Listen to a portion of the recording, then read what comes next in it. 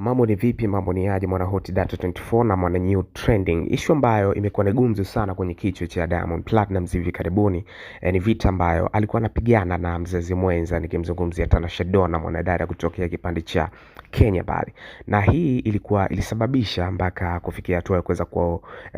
Tanasha Donna kumunfollow Diamond Platnumz kwenye page ya Instagram, lakini pia kumunfollow pia kwa kutumia page ya mtoto wake ambaye anaitwa Nasib Junior, ambaye aliweza kumpata kipindi cha nyuma ambacho alikuwa wana mahusiano. So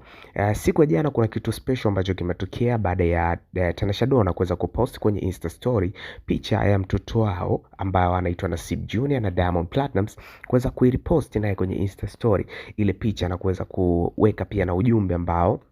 ni mzuri kiukweli, ukionyesha na kuashiria ni kwa namna gani ambavyo anampenda sana mtoto wake, na ujumbe ambao aliweza kuandika kwamba Diamond fulani hivi mwenye filter ya Kenya.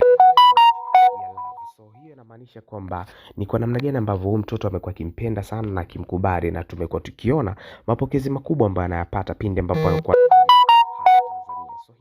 ni kwa namna gani ambavyo vitu vinakuwa vinaenda katikati yao, na ugomvi baina yao kati ya Tanasha Donna na Diamond Platnumz ni kama umeweza kuisha hivi, kwa sababu kila mmoja ameamua kuweza kukubaliana na namna ya kuweza kuishi na vitu kama hivyo, kwa sababu sababu ya nyuma inaonekana kama vile Tanasha Donna alikuwa anataka kurudi kwa Diamond Platnumz kuweza kuendelea kumlea mtoto wao kwa ukaribu, na Diamond Platnumz kashaoa mtu mwingine ambaye ni Zuchu. So kuna contradiction fulani ziweza kutokea hapo katikati. So usahau kucomment, kulike, kusubscribe wa YouTube channel, kwa sababu Hot Data 24 na New Trendings zitakupa vitu ambavyo ni moto moto kweli kweli.